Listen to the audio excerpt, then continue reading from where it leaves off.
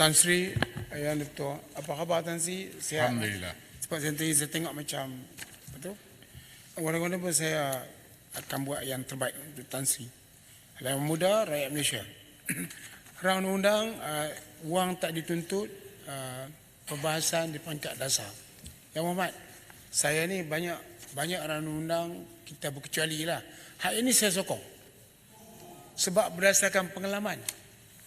Jadi yang pertama sekali, kebanyakan daripada kita ni memang mungkin sifat rakyat Malaysia ke apa kita tak tahu. Kita tak pergi tanya sangat. Kita tak tahu, banyak orang yang tak tahu tentang perkara ini.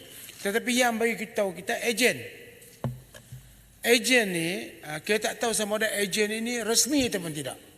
Sekarang ni saya minta kerajaan resmikan ejen tu. Dia daftar Kementerian Kewangan, dia jadi ejen dan kita kena tetapkan bayaran. Tadi ada peran serai sebut 25%. Tapi dalam kes saya tu ejen minta 10%. Saya kata 10% banyak. Saya kata 5% boleh. Kata 5% pun okey. Jadi makna kata tidak ada satu ketetapan dibuat. Saya cadangkan supaya ejen ni ditetapkan. Bagilah rakyat Malaysia nak cari makan sekarang. Sekarang pekerjaan susah. Barang mahal. Tapi Menteri Ekonomi kata semua bagus. Wallahualam. Yang paling penting sekarang ni, ini ada ejen yang nak buat kerja. Dia buat semua sebab nak buat itu dia ada sikit beberapa perkara kena berlaku pergerakan Tan Sri. Kalau kan tu berminat saya boleh tunjuk caranya. Sekejap saya buat. Saya buat pergi 2 tempat, kemudian telah saya cek dan bank bantu saya, akhirnya benda tu telah berjalan dengan lancar. Pertama saya nak puji akauntan negara. Yang Amat. Ini benar bukan berlaku zaman sekarang, dulu ni pun berlaku. Cuma akauntan negara kata 3 bulan boleh. Macam setampin banyak kan duit. 3 bulan. Tapi itu maksimum. Tan Sri, sebulan boleh. Tak sampai sebulan pun dia terjadi. Saya kata, kenapa cepat sangat? Saya pula tanya.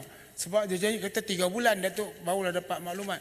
Sebulan, tak sampai sebulan pun. Jadi kita ucap terima kasihlah tahniah sebab mereka telah mempermudahkan. Tapi yang ejen ni saya minta supaya disahkan sebab mereka mendapat maklumat dan mereka telah mengingatkan kita tentang ada wang tak dituntut. Wang tak dituntut ni macam-macam. Ada yang bermain saham tak dapat hantar kat kita, kok ada dividen sikit RM10 ke RM20. Jadi kita tak tahu wang tak dituntut tu terkumpul di sana.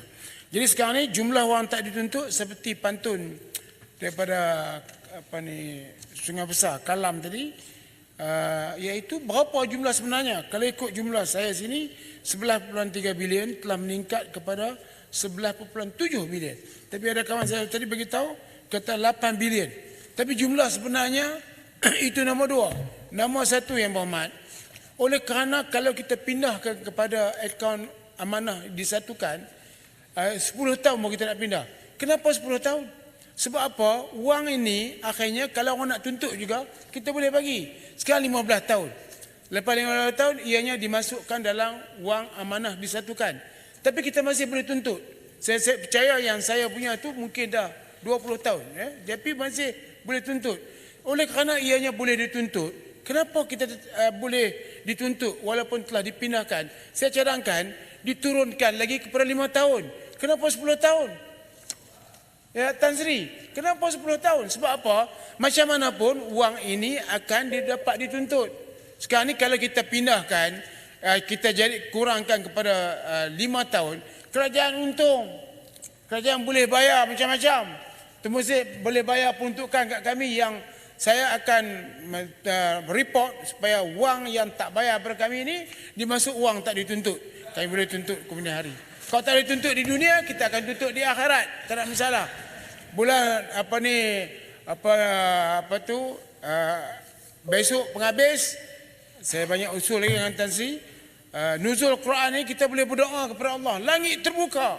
Kita tuntut di akhirat. Sekiranya mereka tidak mau bayar peruntukan yang telah diluluskan, tapi mereka tak bayar. Jadi saya ingat boleh juga masuk wang tak dituntut, ataupun guna tu duit yang wang tak dituntut tu masuk ke akaun sana, bayar dekat kami.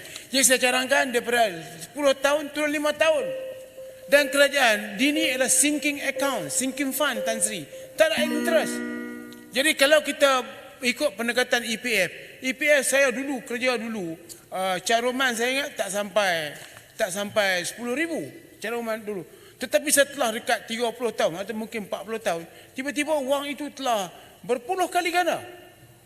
Tetapi wang tak dituntut. Kalau dulu ada 10,000, sekarang 10,000. Kenapa wang itu tidak diuruskan seperti yang diuruskan oleh EPF? Sebab macam mana pun wang ini dijamin oleh kerajaan. Jadi saya minta supaya wang tak dituntut. Walaupun pihak kerajaan telah meletakkan 10 tahun. 5 tahun yang Muhammad. Saya menyokong dengan pindaan daripada 10 tahun ke 5 tahun. Dan wang ini hendaklah dilaborkan. Sebab ada pada pasal 5 dan 6 tu ada menyebut perkataan perkataan 5 dan 6 tu ada menyebut perkataan penjualan, pembayaran dan sebagainya. Jadi wang ini harus diuruskan bukan dalam bentuk sinking fund atau sinking account dengan izin, tetapi boleh diperniagakan supaya terutamanya dalam perniagaan yang terjamin, membeli bond kerajaan dan sebagainya. Jadi dengan itu kerajaan dapat untung dan mungkin wang yang untung ni tak perlu bagi kepada orang yang wang tak dituntut, kerajaan boleh ambil. Tapi kalau kerajaan mikirkan hayatnya harus di-share dengan adil, boleh berbuat demikian. Dia kena fikir perkara tersebut. Saya bagi contoh, kerajaan buat apa Tan Sri? Yang masa tu pembangkang, Tan Sri pembangkang masa tu, Tan Sri persoalkan, kenapa kuok tabung wang amanah pencen? Kenapa kuok itu diambil? Saya tahu wang 4 bilion telah diambil daripada kuok untuk dilaborkan dalam YMDB. Jadi wang kuok kita tak boleh sentuh. Kalau kuok kita boleh ambil, sudah pasti wang tak dituntut. WTD ini juga boleh kita buat demikian. Jadi ada tak banyak benda, saya cakap sikit lah. Saya menyokong dengan pinaan daripada 10 tahun turun lagi 5 tahun. Saya menyokong, mencadangkan supaya ejen-ejen itu disahkan dan ditentukan supaya mereka ni hanya boleh tuntut 2.5%, bukan 10% atau 5%. Dan akhir sekali supaya wang ini boleh diuruskan sama seperti yang diurus oleh EPF. Terima kasih Tan Sri. Assalamualaikum warahmatullahi wabarakatuh. Saya jemput